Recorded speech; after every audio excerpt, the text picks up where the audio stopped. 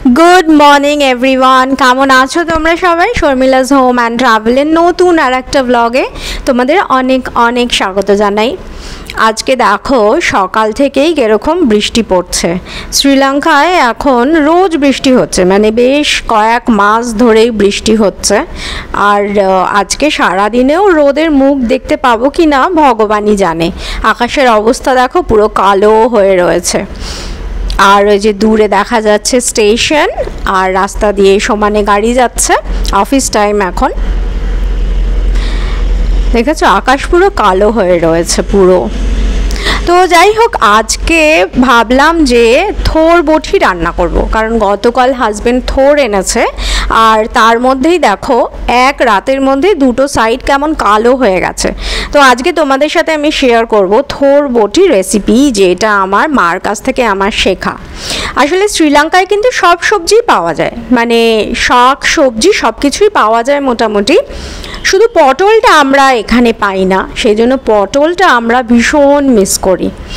আর যখন আমরা কলকাতায় যাই তখন বেশি করে পটল খেয়ে আসি ওখান থেকে।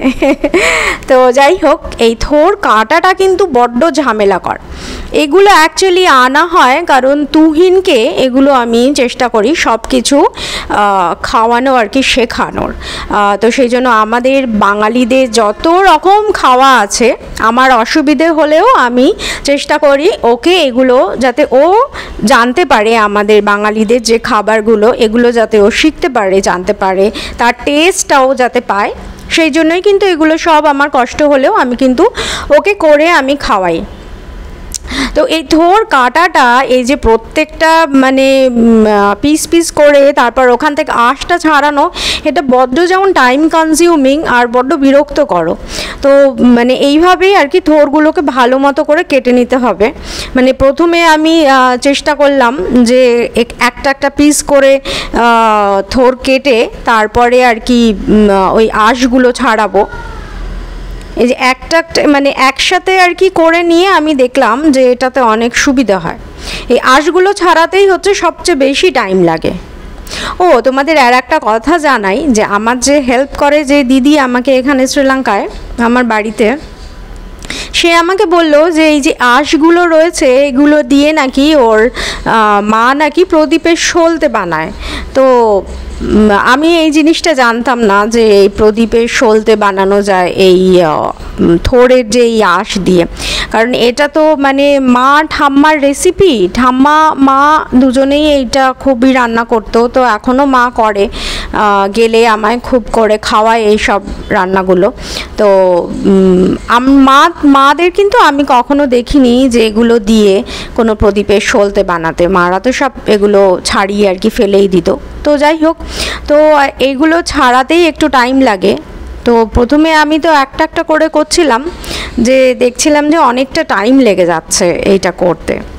তো তারপরে ভাবলাম যে সবগুলোকে যদি একবারে গোল গোল কেটে নিয়ে তারপরে যদি আমি ছাড়াই, তখন দেখলাম যে এটা খুব তাড়াতাড়ি হয়ে যাচ্ছে, অতটা টাইম আর লাগছে না। তো সেই জন্য সেই প্রসেসটাই শুরু করলাম। এবার একবারে আমি সবগুলো গোল গোল করে কেটে নেব, নিয়ে তারপরে আঁশগুলোকে ছাড়িয়ে নেব।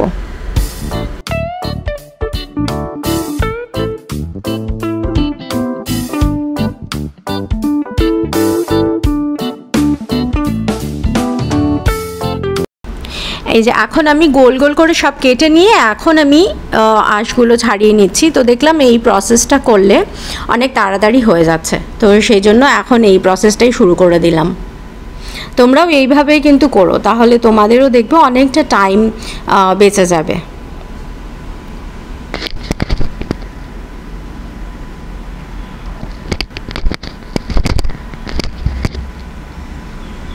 তারপরে এগুলোকে আমি আবার সাইড দিয়ে মানে কুচি কুচি করে আর কি কেটে নেব।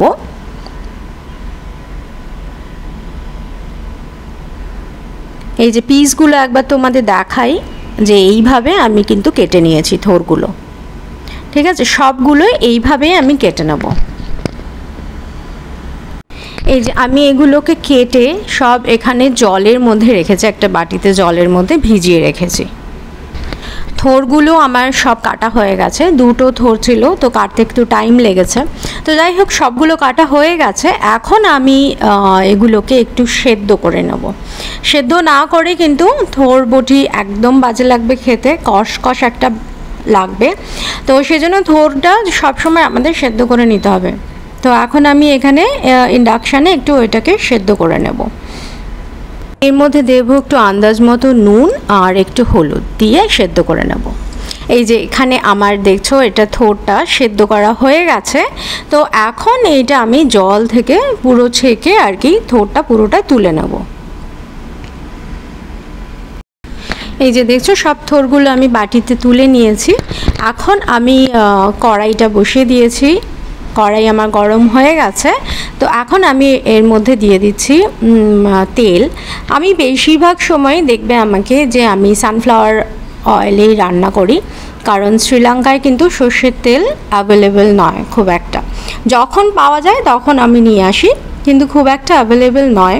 তো সেই জন্য বেশিরভাগ সময় আমরা সানফ্লাওয়ার অয়েলেই কিন্তু রান্না করি। আচ্ছা, তেলের মধ্যে আমি কালো জিরা ফোড়ন দিয়েছি আর দিয়েছি হচ্ছে দুটো শুকনো লঙ্কা। শুকনো লঙ্কাটা যতক্ষণ না কালো হয়ে যাবে ততক্ষণ আমি এটাকে একটু ভেজে নেব। যে দেখছো এটা কালো হয়ে গেছে আর একটু শুকনো লঙ্কার থেকে রঙটাও বেরিয়েছে, দেখেছো? তো এর মধ্যে আমি দিয়ে দেবো রসুন। থোর বটিতে কিন্তু বেশ অনেকটাই রসুন লাগে।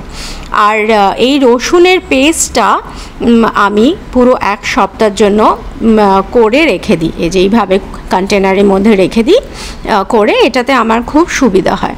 তো সেই জন্য এখন আমি এটাতে রসুন দিয়ে দিয়েছি। রসুনটাকেও এবার আমি একটু ভালো মতো করে ভেজে নেব, মানে যাতে কাঁচা যে রসুনের গন্ধটা সেটা চলে যায়, সেই ততক্ষণই ভাজবো। বেশিক্ষণ ভাজলে এই যে দেখছো তলাটা ধরে যাচ্ছে। তো একটু নাড়াচাড়া ভালো মতো করে নেব। এটা একটু পরেই ছেড়ে দেবে, তলাটা যে দেখেছো এখন একটু ধরে গেছে না, এটা যখন আমি থোরগুলো দিয়ে দেবো তখন দেখবে এটা একদম ছেড়ে গেছে। তো রসুনটা আমার ভাজা হয়ে গেছে। এখন আমি এর মধ্যে থোরগুলো সব দিয়ে দেবো।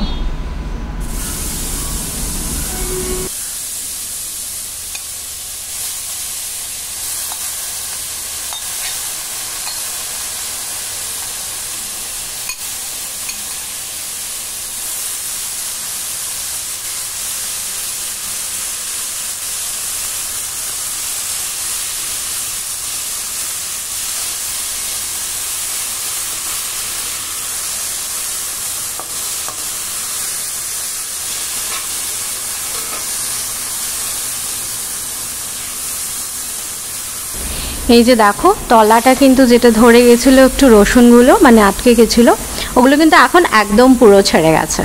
তো এবার এটাকে খুব ভালো মতো করে কিন্তু ভাজতে হবে আমাদের, একটু টাইম লাগবে কিন্তু সেই ধৈর্যটা নিয়ে কিন্তু ভাজতে হবে। আমি এখন আর একটু নুন দেব। তোমরা একটু নুনটা টেস্ট করে দেখে নিও, কারণ সেদ্ধর সময় কিন্তু আমি একটু নুন দিয়েছিলাম সেদ্ধ করার সময়। তো আমি সেটা টেস্ট করে দেখলাম যে আমার আর একটু নুন লাগবে। তো আর একটু নুন আর আন্দাজ মতো আর একটু হলুদ আমি এখন দিয়ে দিয়েছি। দিয়ে এটাকে আরও, আমার দেখছো অনেকটাই শুকিয়ে গেছে জলটা, তো এটা কিন্তু আরও ভাজা করতে হবে। হ্যাঁ, আর একটু দেখবে জিনিসটা না অনেকটাই কমে আসবে, ভাজতে ভাজতে জিনিসটা অনেকটাই কমে আসবে, জলটা শুকিয়ে যাবে। সেই জন্য এটাকে কিন্তু খুব ভালো মতো ভাজতে হবে, তবেই এটার টেস্টটা আসবে। এই যে দেখো আমার কিন্তু থোর বটি একদম রেডি হয়ে গেছে, ঠিক আছে?